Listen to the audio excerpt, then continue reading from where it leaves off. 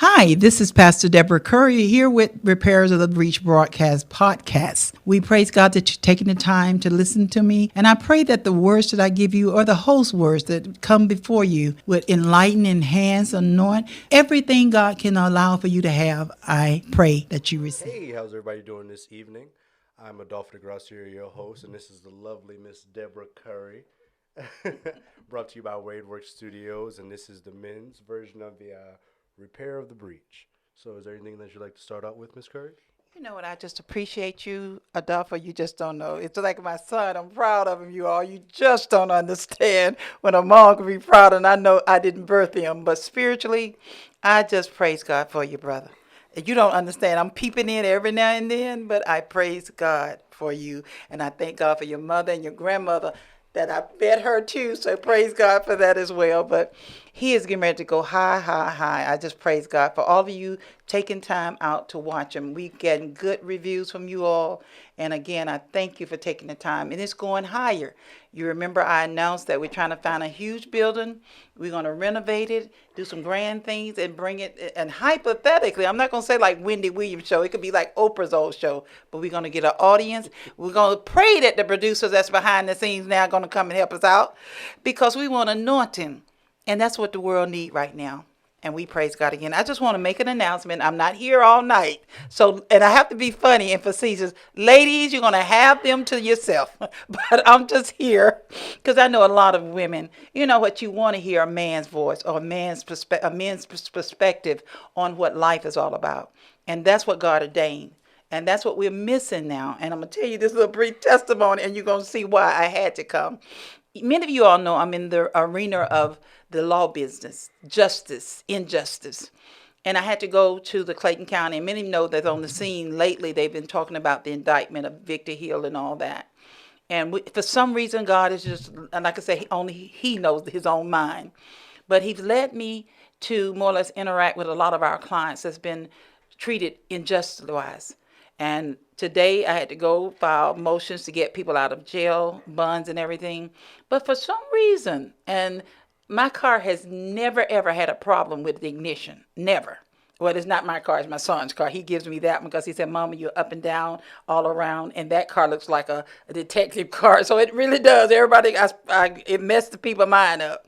But anyway, I end up having to go down there and go to the downstairs. If many of you are familiar with the Justice Center in Clayton County, to the Superior Court to do some filing. Now, to let you know when people don't recognize you and when they do, the different observations of when people recognize you, when they don't. The young lady that for some reason over the last 3 or 4 years, I don't know why she's had this beef with me, but ever since I had to put her in a, not like nasty put her in a place, but something she had done wrong. And I think when we think too much and we're about ourselves and above ourselves, conceitedness, many people know that because some of us live with it in our heart. But I walked in, and she had made a mistake and filed a motion under an old case. So I brought it to her attention, and nothing wrong with that, I hope. And I said, oh, excuse me. I said, one of the attorneys said you put the wrong case number, so therefore it never filed into the court query. And I don't understand why that look she gave. She looked up, and I guess she recognized my voice. Of all the times I was there, she looked up, and I said, oh, I felt it in my spirit. I said, okay. She said, what you said? I said, well, the attorney said, and I wasn't fearful. I just, like I know me, I'll bind the devil just quickly. But I said, no, the attorney said the case for our client did not come up. And this was the reason why. So I kind of like lifted the case up, and she just jumped up on the chair. You know, first she said, you need to put your mask on your nose. And I'm like, okay, it's there, but I had to talk to you. And as you know, many people, even on TV, when you talk, your mask, you know, kind of migrate down a little bit over. And I said, I'm sorry. I said, no problem. And she just jumped up, went over there, and next thing I know, she was talking with a sweet little white lady. And the little girl come, and she let out on me. And I said, wait a minute. And the more she got loud, and see, that's what I'm going to tell you the situation. The more she got loud, I'm sitting there looking at her. And then I said, you know what, miss, I'm not even going to sit here and worry about this. I said, I come here every day, and I never have a problem. I said, but the problem is that, do you not know Wuhan, China did not send COVID? And first it threw her for a loop. And I said, yes, Wuhan, China is not over. I mean, COVID is not over. I said, we need to watch how we treat one another and show respecting one another. And I said, because God, I don't care. And she almost cussed. I don't care about God and whatever. God. I said, that's all you had to tell me. I said, I'm stepping out of it. And I think it shocked her to the core. But the black lady, and I'm sorry if you're offended, you're not, because that's how we know about nationalities. But she just started hollering. And the next thing I know, she's coming, because somebody walked to the door and they coming, they coming, they coming. Who coming? And I'm like, whoa. All of a sudden, 7 big, burly detectives and all these red dogs. No, I don't get to call it red dogs no more because we don't have red dogs. We have jump out guys, I guess that's what you call them. And when they came in, I said, oh, welcome. Come on in. I said, yes. Well, she said, and guess how the lie was? Because that's how when you can get people. Now, I don't understand how Jesus felt, but I kind of caught it in the back, peripheral part of my mind. I can see how he mean it when somebody can accuse you and everybody join in. And they said, she did this and she did it. And the other come around, yeah, she did this. And I'm looking. And you know what? That was the thing I had pointed at when she said, I don't care about God. Because I said, the camera's watching it. Because I pointed to let her know the camera's on because I'm not going to. Anyway. But no, I guess they forgot what happened. Because when I said, you know what, sir? I said, for one thing, there's not fear here. I work for someone above you all that already has an indictment for your chief victor, which is a friend of mine. I said, I'm not fearful. But the point of it is, I'm not going to let you false accuse me. I said, that's the only thing I'm looking at. I said, because you know why?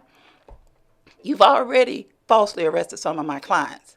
I said, you falsely arrested and let the jump boys get out, pick him up off this porch without identifying who you picked up, took him, arrested him, and the reason I know you should have found out who he was, you had to fingerprint him upon his arrival, which I know you did. And you still didn't find out you had the wrong guy. We was here every day trying to locate him, and you all know he's not in here. I said, and he stayed 8 days. I said, ACLU is already on you. I said, but to you all, I said, I'm not going to sit here and say anything. I said, I'm not going to be bothered. I said, just look at the camera. And the camera tells everything. But what God brought to my mind, he says, now in a sense, not even a microsecond of a sense, you understood how I felt. For me to be righteous without any blame, and you can sit there and come to do right, and yet you're rejected for doing wrong and told a lie just straight out. I was more shocked with the lie than I was with what was going on. Because I'm like, you heard me say that? You heard me do that? You heard me? And for some reason, I felt the sergeant perceived it was a lie because he looked around and maybe God just said, I can just a little, and I don't know because I'm not no old lady, y'all. I guess he said, because she just came in the door, so how can she do all this and she here every day? But he said, you know what, miss, did you get your paper stamped? I said, yeah. He said, go on. I said, but let me ask you one thing, and I did it right in front of him. I said, to call and do a false report, isn't that a crime? One smile over to the left. Like I said, I knew it was. And I said, that's okay. And then God said, no, you're not going to do nothing to nobody. And understand about doing right to people. That's what we have to do to love people. Because the more love you give is what attract the wrong when people are going to do negative. You can be a so bright light. And if darkness comes in the room and love darkness, they're going to hate you just for being in the light. That's all I had to tell you tonight. I'm having a good time. But praise God, we're going to be in the issue of Gospel USA magazine. Many of you all saw this. My son, he took me, he wanted to be casual in that one. And we also saw Tramika. We saw Dr. Badu, the other co-host. And somebody else we saw. Oh, beautiful Krista Cross. She was in there. And see, this time we're going to have the one you see behind the camera. That's what he told me. That he said, I got there other pictures. He said, I just forgot to put it in there. You're going to see the one, so you're going to see every time I point over there, you're going to see him. So we praise God again. Thank you, my son, for taking over, doing an awesome job. Yes. And you all pray for us. I'm getting ready to go on and find me some good food, even though one thing, my son, a little this and a little that. That's my friend, God. God knows he's my friend. We're going to go into some ventures. But he has a restaurant, you all, I'm telling you, it's better than any restaurant I've known. And you're going to see him going. I told him today when I went by the restaurant, picked up some food. you're gonna need to know he need to be around somewhere in the White House teaching.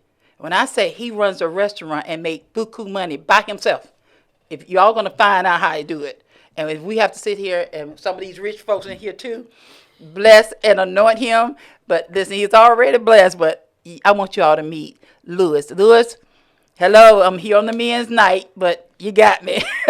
But we love you all. Keep us in your prayers. Love you all. See you all this coming Saturday at 6:30 on the women's Repair of the Breach. Y'all be blessed. Thank you, brother. All right, guys. How do you follow up with such exuberant energy?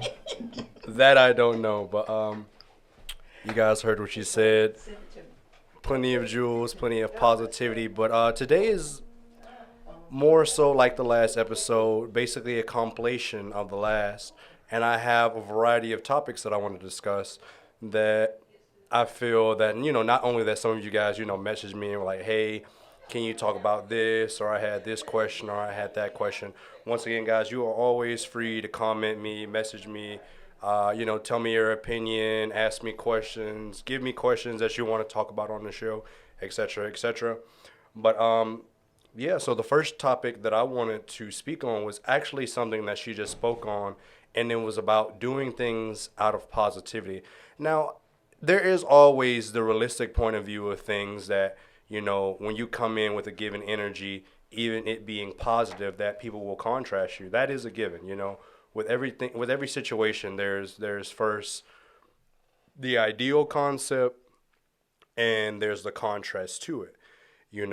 Something like Robert Greene and the 48 Laws of Power. You have the law, but then you always have the reversal or the contrast to it. So what she's saying is accurate. However, I like to think that positivity spreads just as much as negativity. I like to think that whatever you're manifesting, be it positive, that you will get positive.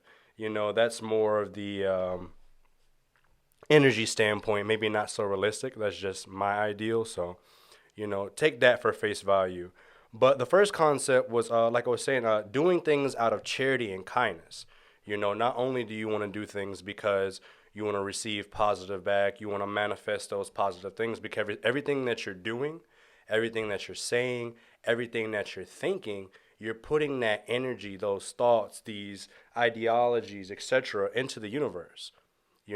So you always want to watch those things. But the biggest point that I wanted to get into out of all of this is actually, how about we start doing things in a sense of being a good person rather than doing things out of it being incentivized? So what I mean by that is, like, don't help someone just because it benefits you. Why does everything in the world have to be beneficial for us to act on it? Why do you have to know that you giving this guy $5 on the side of the street who's in need? Why do you have to feel like, okay, I'm doing it because I want to be blessed, I want to be anointed, etc., etc., whatever, or I want to give out positivity to get positivity back? Why can't it just be the norm? Why can't it be normality? Normality is basically a collective of things that we deem to be normal, or to be like the status quo. Why can't it be the status quo to simply do things because it's the right thing? Why do people necessarily need to have something returned to them for them to do it? So another thing that I wanted to go on about to that, to change the status quo about things that I've been dealing with lately, is that in my job field, I've never understood why a lot of people who enjoy like popular culture, and that popular culture being more like rap music or, hip hop, whatever you want to call it. I understand, it sounds good. We like the lyrics and things like that. But why is it cool to be tough? Why is it cool to be bullying people? Why is it cool to be a jerk? Why is it cool to be losing your temper and saying anything? Why is it always a necessity to have this image? Why is it that you always got to look like the big bad wolf? Why can't it be more part of the status quo to just be a good person. You know, I don't want to be known for going to clubs and messing the clubs up, running up on people, pulling out guns and all that foolishness. You know what I mean? Like, I don't understand why people want to have that image. I don't understand why it's cool to be a menace to society. You know what I mean? Like, has popular media not shown us in these movies that all this toughness gets you killed, it gets you hurt, there's nothing beneficial for it? Now, I'm not saying by any means be soft. I'm not here to preach about turning the other cheek and all that. Although in most situations it is the better option, because you have to assess the situation that in a battle, I'm going to use it as this concept. In a battle, is it better to fight the battle and win and suffer mass casualties and losses and sacrifice, or is it better to just avoid it altogether? So what I'm saying is, like, when you're out there in public and you're getting into a fight with somebody just because they said something, and let's say you win the fight, you beat them up. What's the point of catching a charge for it? Oh, I got bond money. I got bond money. You gonna put that in the stock market, or you gonna spend it getting out of jail? You gonna put that in your car repairing it, or you gonna spend that getting out of jail? You know what I mean? You're gonna do something to benefit yourself or build something in your own life, or you gonna spend it getting out of jail?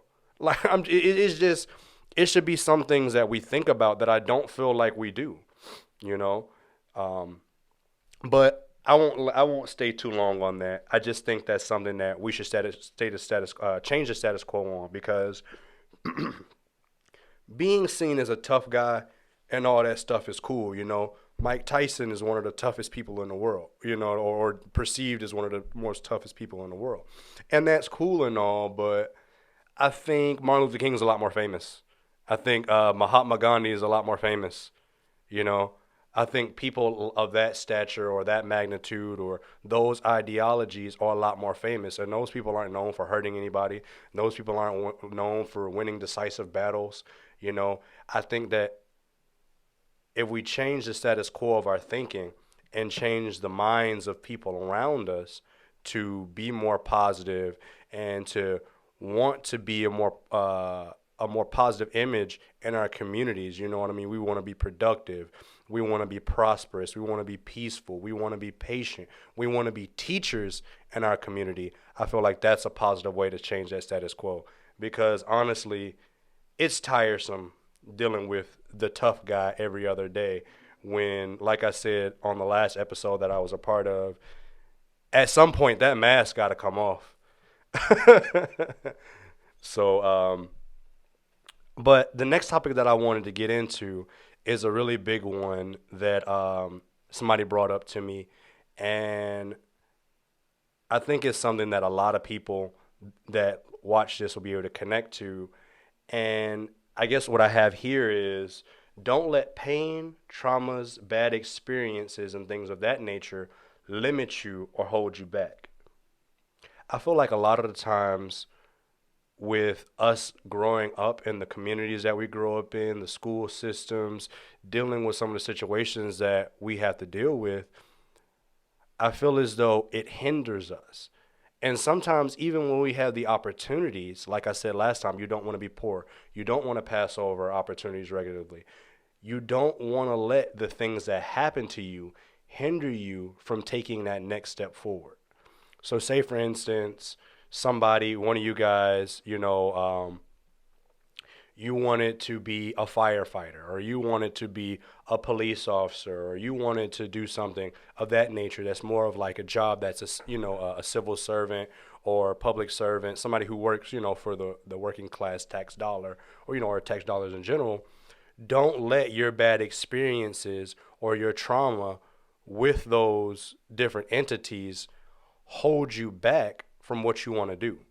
You know what I mean? Just because, say, for instance, you dealt with a bad police officer, or you're dealing with bad police officers, you know what I mean, in certain areas, that doesn't mean that you can't be a good police officer in Marietta or Gwinnett, et cetera, et cetera. You know what I mean? Don't let your fears hold you back from obtaining something. You got to remember that your attitude is your aptitude. And if you're going to have your negative attitude about these things, you're not going to be able to achieve as much as you want to. And I wanted to tie that into relationships because a lot of the time in relationships, we talk, but we don't necessarily talk to understand. We talk to reply. And the way we reply is based off of, what we think, what we understand, what we've been through in the past. Sometimes we're a little bit more aggressive just because the last relationship we were in were toxic, or we're a little bit more defensive because our last relationship was toxic. You know what I mean? I think a good thing that we need to do in our relationship is just practice healthy communication. A lot of the times in our relationships, we need to do better to understand one another. You're in this relationship, you enjoy the company of this person, you love this person, you love the physical attributes of this person. You love the physical things that you can do with this person. And those are all amazing, positive, wonderful things. But when it comes to relationships, this being, intimate or not, you have to really understand the other individual. Dating someone is getting to know them. Being in a relationship, dating is like, okay, you're getting to know them and you're saying like, I could like this person. I could be with this person. This person is, cool. This is somebody that I can definitely vibe with. That's fine and dandy, excuse me. But being in a relationship with somebody is getting to that point before marriage of truly understanding them, who they are, how they think, how they talk, what they've been through, and understanding that person will, sometimes we're not all compatible. We're not all meant to be together. But really getting a grasp of who they are is going to promote whether you guys are meant to be together or not to be together, or it's going to promote how you should deal with them. So say, for instance, Tim is dating Susie and Susie's been in an abusive relationship. You should know from that understanding, this is just like, I always love to give examples that are like really simplistic. You shouldn't be extremely playful with her physically. You know what I mean? You shouldn't be, when you get into an argument, the things that you say, even though like threatening with physicality is never positive. But that's definitely something that that should be right there in the forefront, that you should know. That should never be anything that should come out of your mouth. You know what I mean? When you're in an argument, you should never gesture physically, or you should never be imposing or condescending upon her, because you know her past. You know what I mean? You understand what she's been through. The same if you were to look at it like if a woman's dating a guy and she knows in his last relationship that he dealt with a woman who couldn't handle her temper. Or, you know what I mean? He dealt with a woman that's just, when she gets mad, she's a loose cannon. You know what I mean? You should understand, let me show him that I know how to communicate better. Let me show him that I'm willing to talk about it and compromise on it. A lot of the times people think it's either you're right or you're wrong, and they think that an apology is just for the person that's wrong. A lot of the times you have to realize that apology is a very cheap and simple thing that you can do to save the very expensive relationship, that you're a part of. You know what I mean? You have to value your relationship over your pride. But as I was saying, you know, she needs to show him that she understands that he's been through a relationship in which he, may have felt belittled. May have gotten some of his personal stuff, broken. He may have got his car keyed, or she's on social media blasting him, or whatever the case may be. You know what I mean? She has to show him that that's not how I am. Because most of the times when people see things that are negative, that correlate with someone that they dealt before, that's going to push them away. So a big thing about that topic is just practicing healthy communication, learning to understand one another, learning how to talk things out. Every conversation doesn't have to be met with, oh yeah, you're right or I'm wrong, or we agree. You're not going to always agree on things. We're all raised differently. We're all brought up differently. We all deal with different things. But it's a matter of opening your perspective to your partner or the other individual in the party and acknowledging their point, understanding their point, and seeing where you can go from there. Because although you may not agree, there can either be a compromise reach, one or the other option can be taken, or you can choose not to pursue anything anymore. But the big point of it is making sure it's healthy, to make sure that there's no cycle of hurt, there's no lack of closure, there's nobody um, giving anybody any negative conceptions about you or the next individual. It's about always making sure that you're pursuing the most healthy option possible. You don't ever want to be starting, what would you call it, a system of pain where you hurt her, she hurts somebody else, that person hurts, etc. But that leads into the point of it's funny that I actually say that. I didn't even really realize that these points will correlate with one another.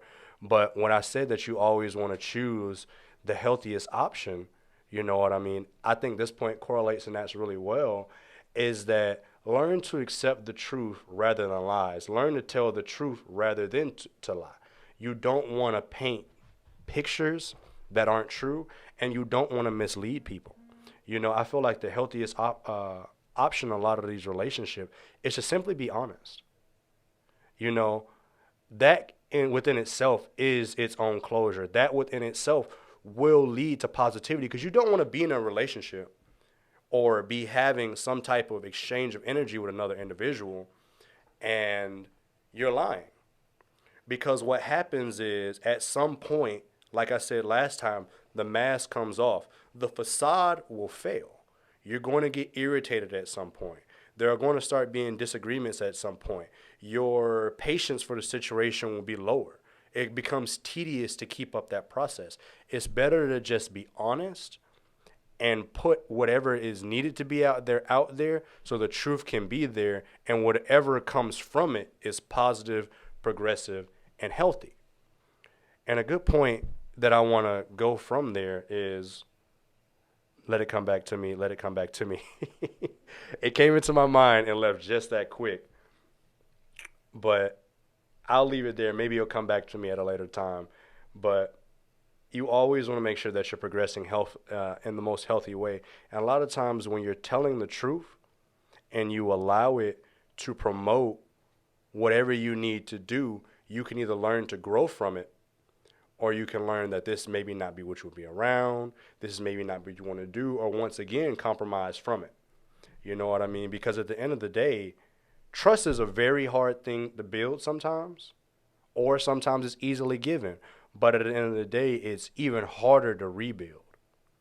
It's really hard when you hurt somebody and you've brought somebody to a certain point or to a certain mood or to a certain feeling, for them to come back out of that and trust you.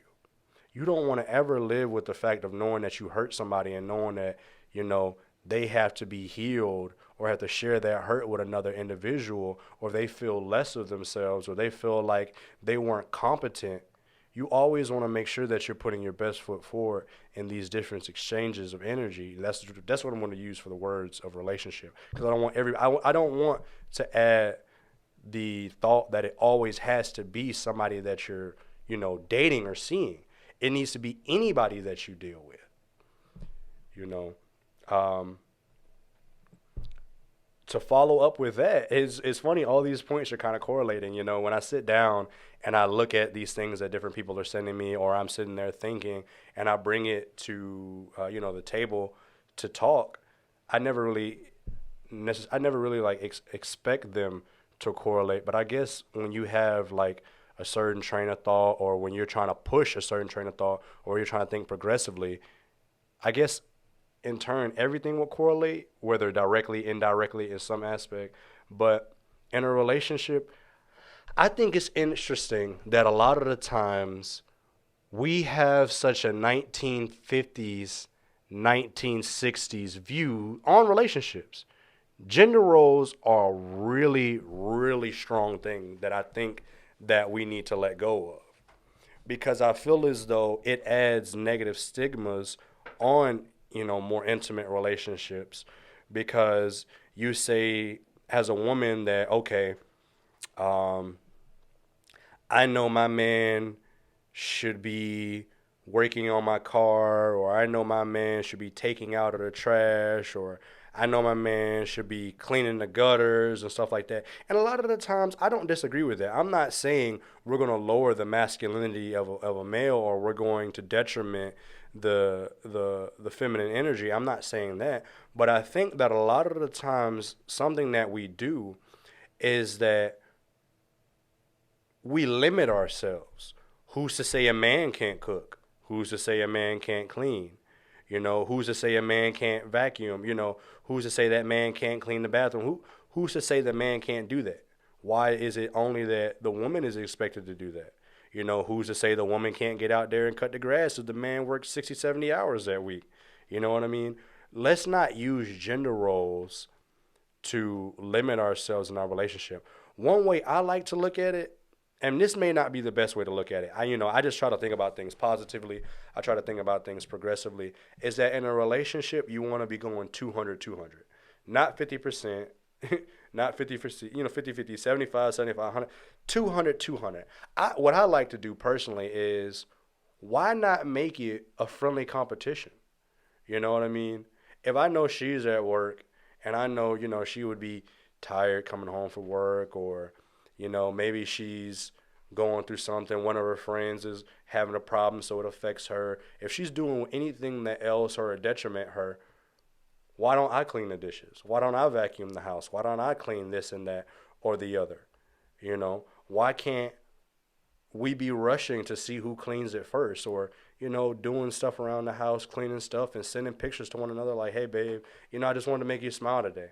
You know what I mean? At the end of the day, that's one thing big about relationship. You have to understand love languages.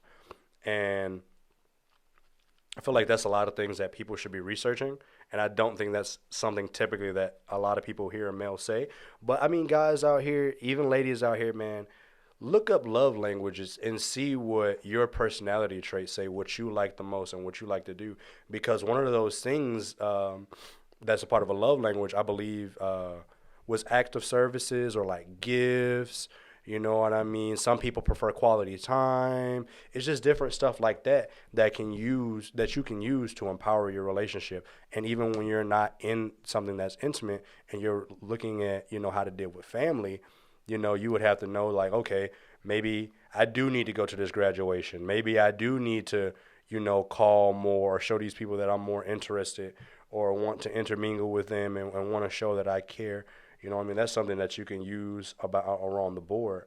But to get back to a relationship, you want to make sure that you're feeding each other.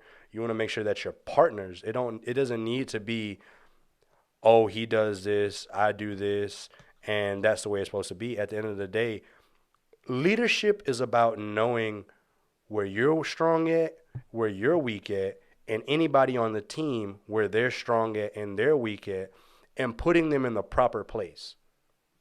So if you look at, this is a correlation that I think of first, but if you look at, let's say, a military team, and it's a group of 5 people.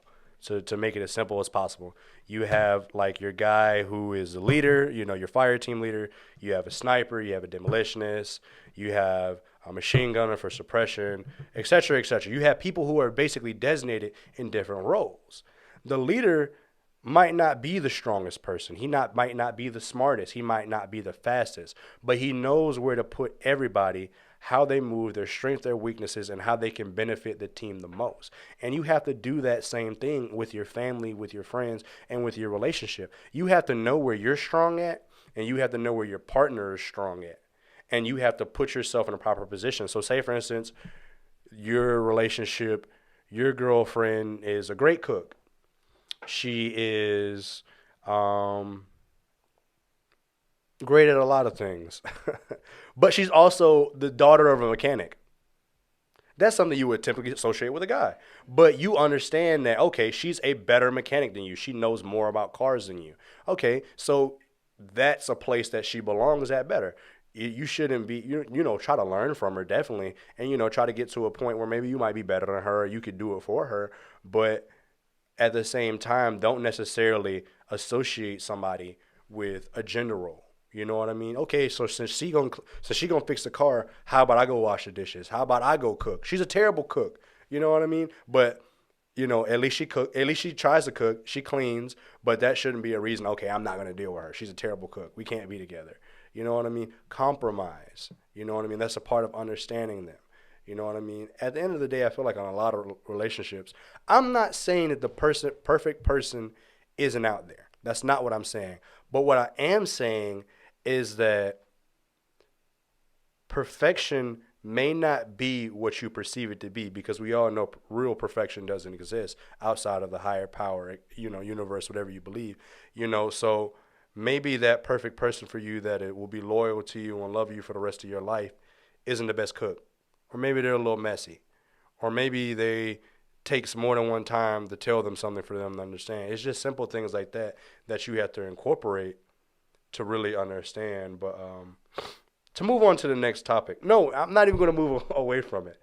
Make sure that your actual partners that you're feeding off from one another build on one another, teach one another, and heal one another. Because sometimes in a relationship, when we see red flags of something, we're not gonna make red flags an okay thing. When you see a yellow flag, like she can't cook, or she can't clean, or he can't fix a car, or he can't fix a computer, or he can't, when you look at things like that, you can teach one another.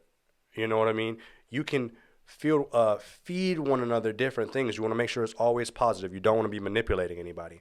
But there's nothing wrong with communicating somebody. And that's what I was going to say earlier. A lot of the times it's not about what you're saying, it's about how you're saying it in the communication. So that corresponds with this. Hey, sweetie, maybe, you could try this the next time you cook.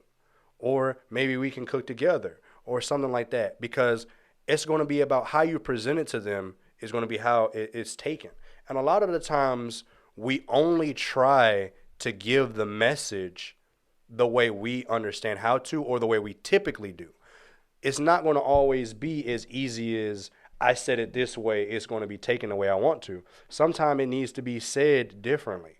You know what I mean? Sometimes it needs to be said more than once. And you have to keep that in mind when it comes to these certain type of things. You have to have patience. You know what I mean? When you want peace, love, prosperity, positivity, those things aren't necessarily always going to come as easy as you want to get to those higher levels. I'm not saying just deal with, BS indefinitely and be unhappy. Everyone deserves to be happy, and sometimes things aren't always compatible.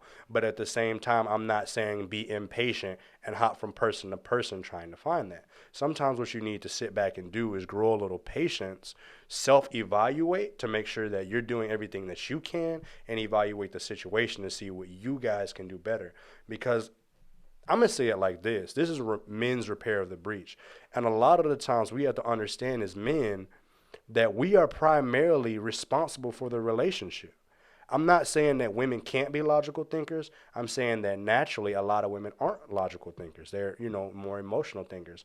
And we're more logical thinkers. We aren't always emotionally driven, but we have to understand that we have to see these relationships in a more emotional sense, because you want to balance your yin and your yang, your male, your masculine and feminine energies, and you don't ever want to push a person to a point in which they feel unsure of themselves, they feel they can't be understood, they feel like there's no compromising, and they feel like it's your way or the highway. You want to take responsibility for the relationship and seeing that, okay, maybe she's wrong,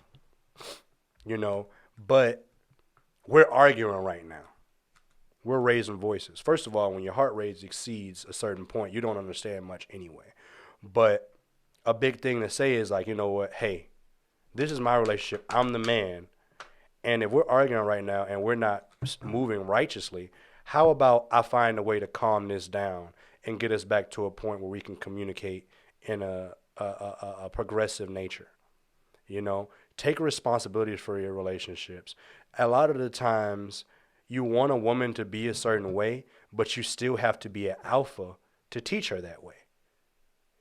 Don't be somebody thinking that you're teaching someone to be better and you're not doing better yourself, or you're not moving righteously yourself. I feel like when a lot of relationships fail, if the man had more patience, if he put forth more effort, if he tried to understand more, if he just took those extra steps to really make sure that that relationship to work, it would, but there are more variables about that, and there could be so much that goes into it. But I'll leave it at face value. So if anybody really has anything that they want me to elaborate specifically on that topic, definitely feel free to let me know, and that can be in the next episode that I'm including in.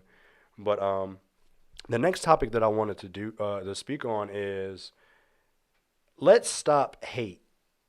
And I'm gonna just say it, like, let's not even talk about like just the negative emotion. Stop hating. Don't be a hater. Like, we're gonna say it in layman's terms. Like, we're gonna make that, like, we're just gonna slander it. Like, don't be a hater, yo. Like, don't do it. At the end of the day, you're wasting your time. You're wasting your mental energy. You're putting out bad energy. You get nothing from it. You're just out here being a hater. You're looking at other people doing better than you, doing more than you, and you're comparing yourself to them. Now, I'm not saying that you can't look at somebody and say, "Oh, I see that and I want to be better." That's good. You're using someone else's image or what somebody else is doing to inspire you, to positively provoke you. That's positive. But don't come out here and just like, "Oh yeah, he's doing this, he's doing that." Just, I don't even know how to be a hater. I can't even explain to you how to not be a hater. I can't do it. Like, like, let's take a moment. Like, whoa, what? Come on, man. Negativity is too much energy in general.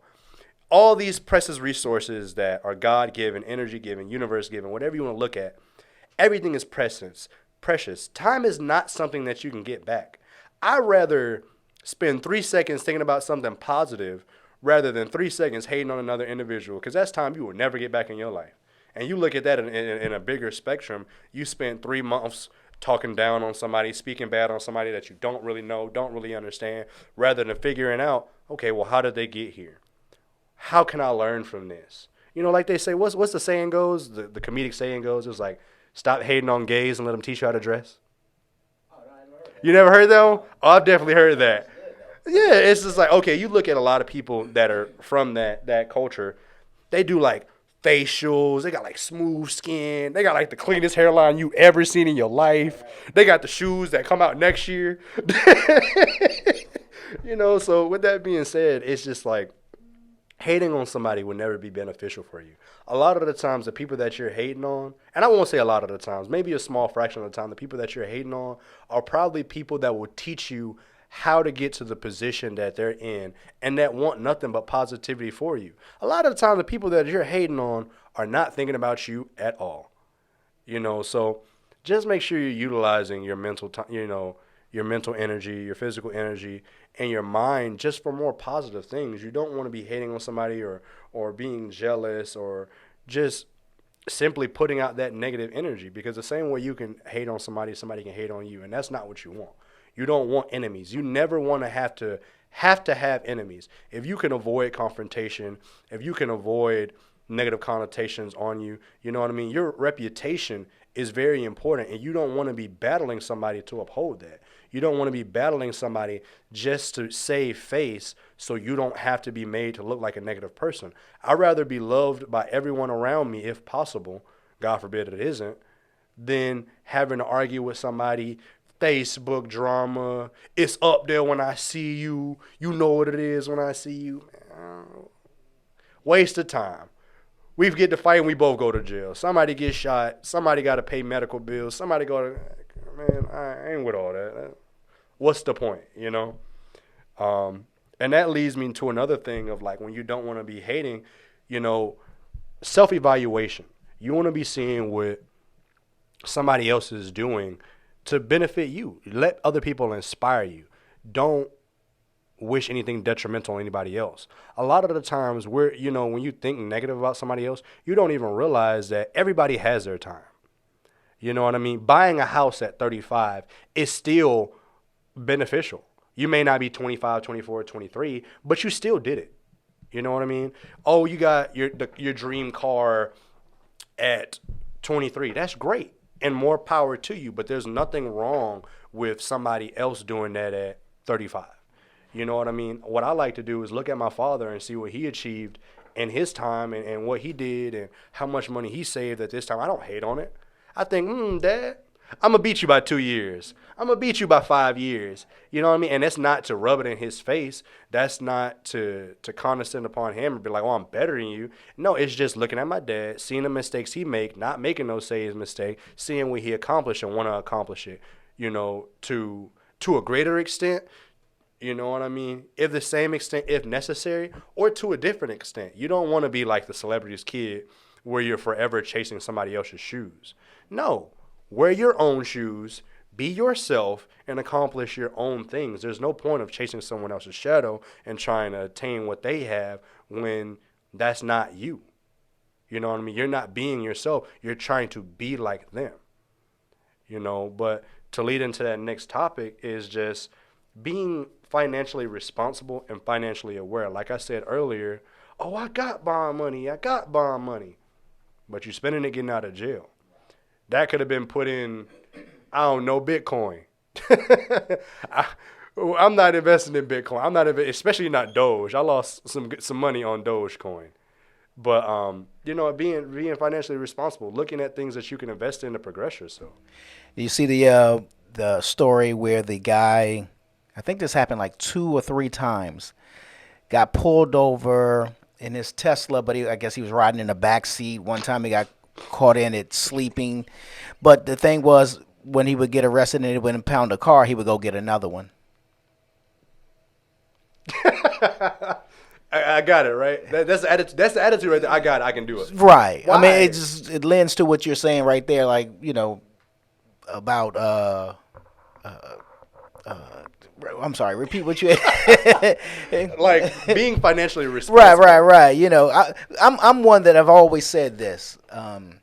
You brag about how much you spend. I brag about how much I saved. Right. That's what I've always looked at. Like, you can brag about how much you spend. Oh, that cost you $50,000. I'm gonna find it for $25,000. Right. I've saved $25,000. You know what I'm saying? Absolutely. No, and what's crazy when you bring up that topic, it's like, oh, he was caught in doing this and then doing that, and it was impounded, and he bought another one.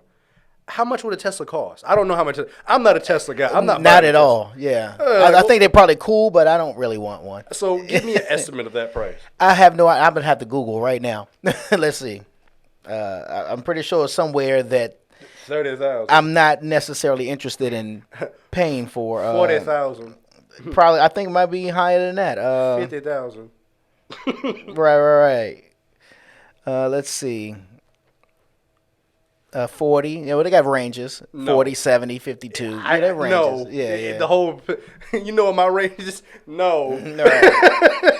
Well, I'm a Ross Burlington type shopper, so I don't go into Men's Warehouse, yo. Yeah, I have nothing to prove. I'm too busy on trying to, the kids. You know what I mean? Not what I can do right now. Absolutely. Yeah. And that's not to say like you don't spend money on things that you don't enjoy. I mean, enjoy life, of course. Right, but be balanced with it.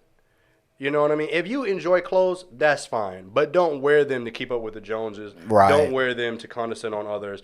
Don't wear them where you're to the point where you're just spending all your money being financially, irresponsible. What do they say? I was a line that I think Young M.A. said. She was like,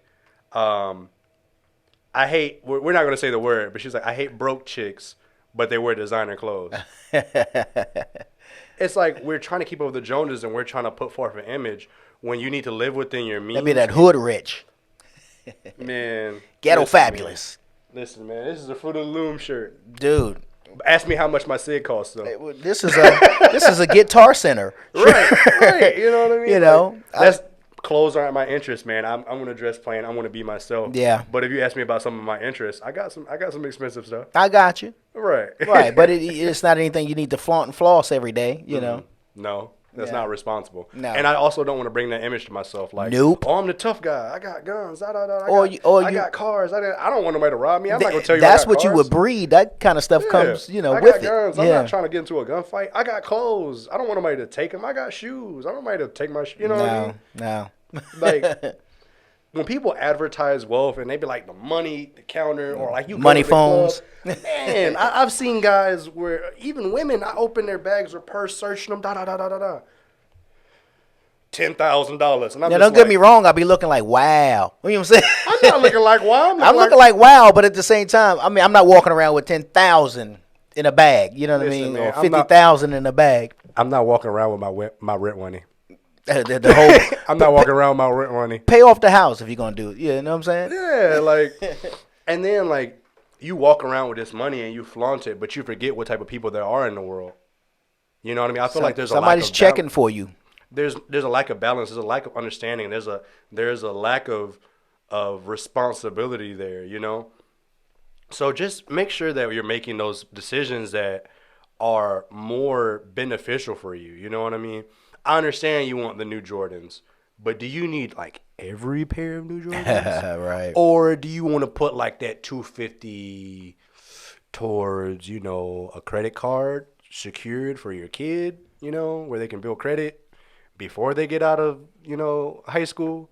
I didn't start building credit till maybe I was like 20, 21. Mm-hmm. You know what I mean? And thank God I'm in a good credit score now, but it's like, what if my parent would have put me as a authorized user? I would have never touched that credit card. I have no way to mess it up, but I'm getting credit. Right. You know what I mean? What if I would have took that $200-$300? Smart thinking too. What if I would have took that $200-$300 for those shoes and used it as a secure Wells Fargo, SunTrust, Chase Bank? Now my child, you know what I mean, or even me to build my own credit has a secure credit card that even if I mess up, my own money pays for it. Right. And then at the end of a certain period, your card graduates to a higher limit, and they give you the money back. Right. So yeah, doing it that way versus putting the light bill in your kid's name. That's different. Or what, did people forget about compound interest savings account? Right. Did we forget about those? Yeah, I'm sure. Did we forget that banks make money by using our money? Mm-hmm. I feel like the world forgot about that. Yeah. I think crypto is awesome. If you want to invest in that, I'm watching stocks right now, so that's cool too. But like that's a positive investment. But that's one of those high risk, high reward investments. And then whenever you're dealing with stocks, they always encourage you to diverse your portfolio. So, like ETFs are more long term. That's cool. Compound saving accounts are more long terms. Roth IRAs, Right. 401ks, stuff like 401s, that. So let's just make sure that we're making those, responsible decisions, because whether we like it or not, credit dictates a lot. Absolutely. Business credit, Yep. personal credit. Personal credit. If you want a car, imagine paying $15,000 instead of 18 or 19 because of your interest You'll rate. get the car.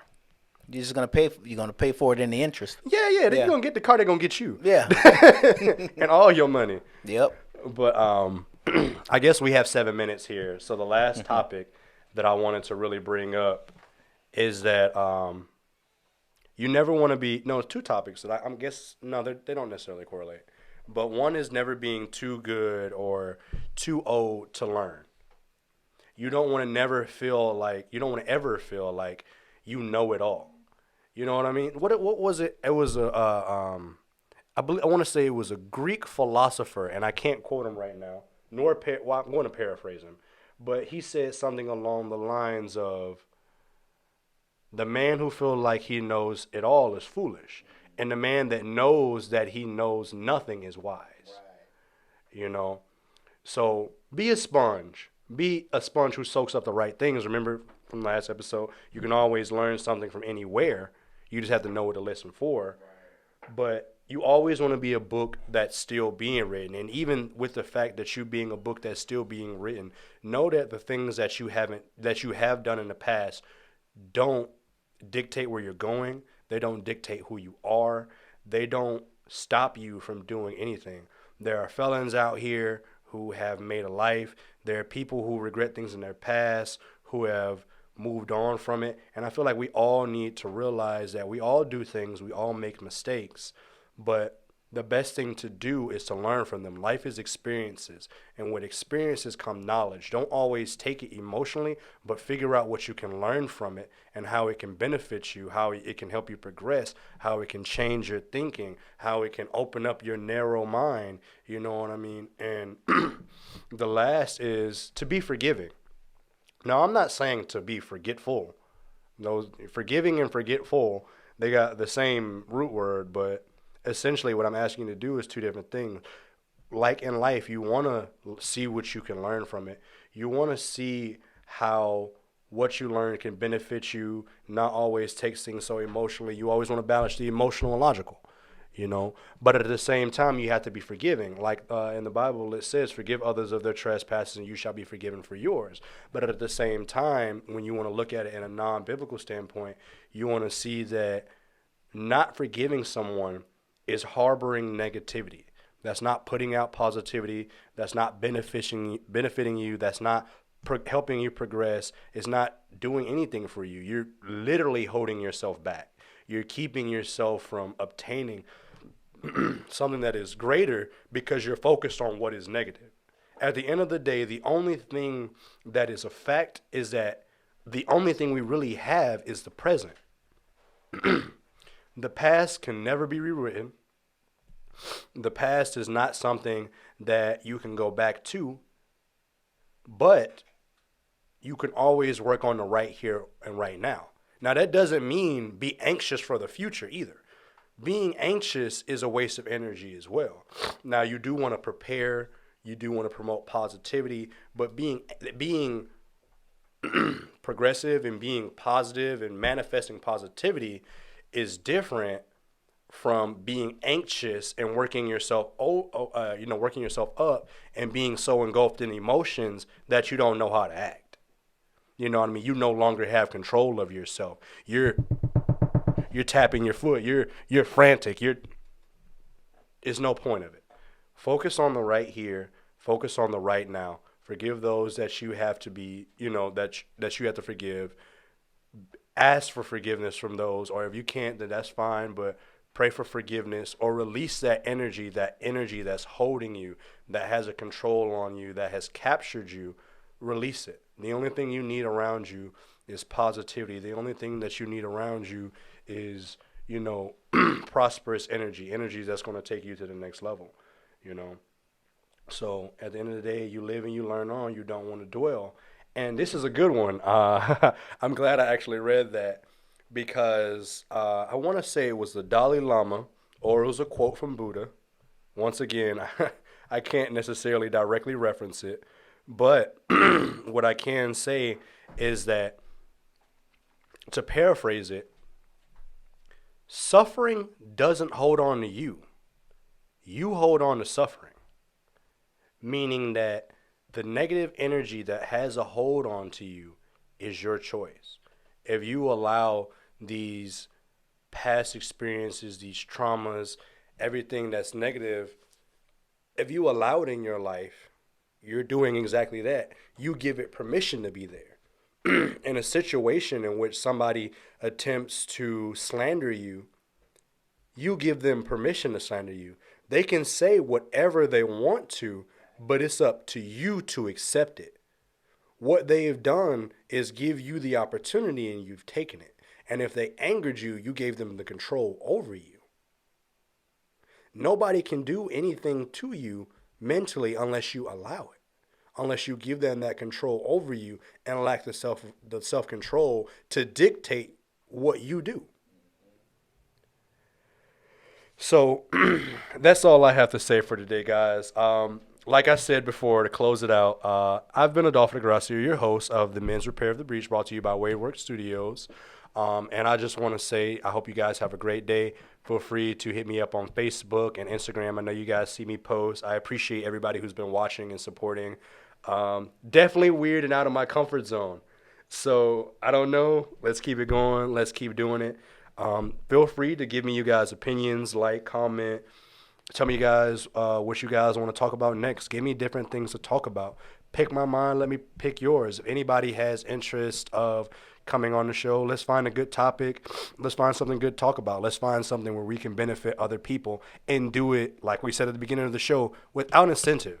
Let's make it cool to be a good person, to do good things, and just to promote positivity, not only for you, but those around you. You never know what somebody's going through. You never know what pain they're dealing with. But at the end of the day, the best thing that you can do is be kind to everyone, because you never know how positively affect them. Out more about our broadcast, Repair of the Breach, on Facebook, Instagram, or YouTube. Thank you for tuning in.